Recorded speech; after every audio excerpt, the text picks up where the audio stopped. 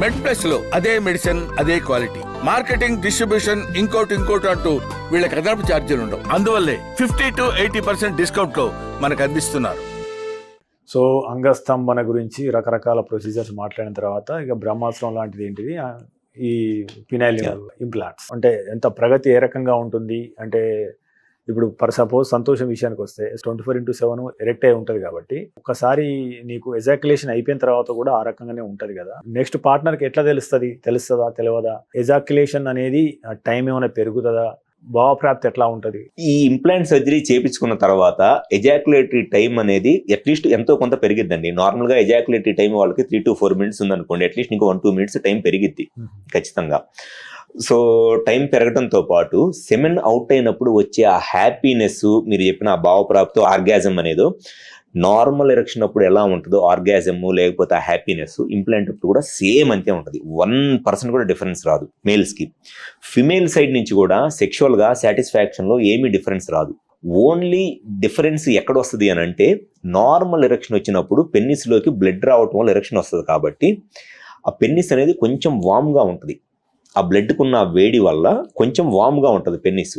ఈ ఇంప్లాంట్ చేసిన తర్వాత పెన్నిస్ ఏమైంది అని అంటే ఆ వామ్నెస్ అనేది ఉండదు, నార్మల్ బాడీ టెంపరేచర్గానే ఉంటుంది. కానీ ఆ వామ్నెస్ అంటే వెజైనాలోకి ఇన్సర్ట్ చేసినప్పుడు పార్ట్నరు ఆ వామ్నెస్ అనేది ఫీల్ అవరు అనమాట. అంతే తప్పితే టైట్నెస్ కానివ్వండి, లేకపోతే ఈ స్ట్రోక్స్ ఇస్తున్నప్పుడు ఉండే ఆ రిజిడిటీ కానివ్వండి, లేకపోతే సెవెన్ అవుట్ అయినప్పుడు మగవాళ్ళకి వచ్చే ఆ హ్యాపీనెస్, లేకపోతే సెక్స్ చేస్తున్నప్పుడు ఆడవాళ్ళకి వచ్చే ఆర్గాజం అన్నీ నార్మల్గానే ఉంటాయి. ఈ ఇంప్లాంట్ వల్ల వచ్చే ఒక అడిషనల్ అడ్వాంటేజ్ కొంతమంది పేషెంట్స్లో ఏంటి అని అంటే ప్రీమెచ్యూర్ ఎజాక్యులేషన్ ప్రాబ్లం ఉంటుంది కొంతమందిలో. ఎంత ట్రీట్మెంట్ చేసినా వాళ్ళకి 1 minute కన్నా తక్కువ టైంలోనే సెమెన్ అవుట్ అయిపోయింది. అటువంటి వాళ్ళలో ఇంప్లాంట్ సర్జరీస్తో వచ్చే అడ్వాంటేజ్ ఏంటి అని అంటే సెమెన్ అవుట్ అయిపోయిన తర్వాత కూడా పెన్నిస్ స్టిఫ్గానే ఉంటుంది కాబట్టి పార్ట్నర్ సాటిస్ఫై అయ్యేదాకా సెక్స్ చేయొచ్చు వాళ్ళు. ఎందుకంటే వీళ్ళు 1 minute సెమెన్ అవుట్ అయిపోయిన తర్వాత పార్ట్నర్కి ఇంకా ఆర్గాజమ్ సాటిస్ఫాక్షన్ రాలేదు. కానీ నార్మల్గా ఉన్నప్పుడు ఏమైందంటే పెన్నిస్ మెత్తగా అయిపోయింది, ఇంక సెక్స్ చేయలేరు. కానీ ఇంప్లాంట్ ఉన్నప్పుడు ఏమైందంటే సెమెన్ ఎజాక్యులేట్ అయిపోయిన పెన్నిస్ గట్టిగానే ఉంటుంది కాబట్టి పార్ట్నర్ సాటిస్ఫై అయ్యేదాకా, పార్ట్నర్ ఇంకా చాలు అనేదాకా కూడా సెక్స్ చేయొచ్చు. లేదు ఇమీడియట్గా 10 minutes సెక్స్ చేయాలంటే నార్మల్గా ఉన్నప్పుడు ఎరెక్షన్ రాదు.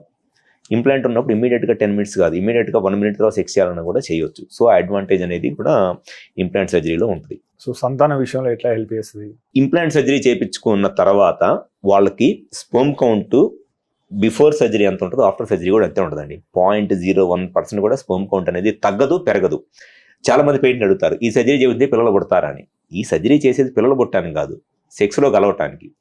మీకు స్పెర్మ్ కౌంట్ బాగుంటే సెక్స్లో కలిస్తే పిల్లలు పుడతారు, అంతేగాని ఈ సర్జరీ వల్ల పిల్లలు పుట్టరు. ఈ సర్జరీ వల్ల సెక్స్ చేయగలరు, సెక్స్లో కలిసినప్పుడు సెమెన్ అవుట్ అయ్యి కౌంట్ బాగుంటే పిల్లలు పుడతారు. సో స్పెర్మ్ కౌంట్ బాగుంటే ఖచ్చితంగా పిల్లలు అనేది నార్మల్గానే పుడతారు. మా దగ్గర ఈ సర్జరీ చేయించుకున్న వాళ్ళు ఆఫ్టర్ మ్యారేజ్ వాళ్ళ వైఫ్ కన్సీవ్ అయ్యి పిల్లలు పుట్టిన వాళ్ళు చాలా మంది ఉన్నారు. దగ్గర ఒక 15 నుంచి 20 మంది పేషెంట్స్ యంగేజ్లోనే ఎరెక్షన్ ప్రాబ్లం వచ్చి సర్జరీ చేయించుకొని తర్వాత వాళ్ళ వైఫ్ కన్సీవ్ అయిన వాళ్ళు 15 నుంచి 20 మంది పేషెంట్స్ ఉన్నారు.